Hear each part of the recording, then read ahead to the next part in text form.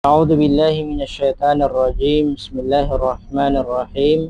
السلام عليكم ورحمة الله wabarakatuh. Mga kapatid sa pananampalatayang Islam, bilang isang Muslim o Muslima, ay narapat lamang na malaman natin kung ano yung hatol sa pag-ayuno ng buntis at nagpapasolso ng sanggol.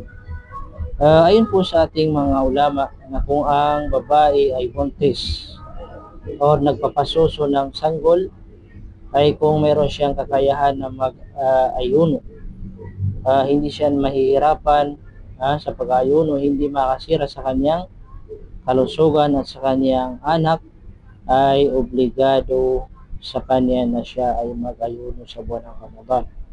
Ngunit kung siya naman ay nahihirapan o di kaya ay makakasira ito sa kanyang kalusugan, makasira sa kanyang sarili, sa kanyang anak, ay pinapahintulutan sa kanya na hindi mag-ayuno sa buwan ng Ramadan.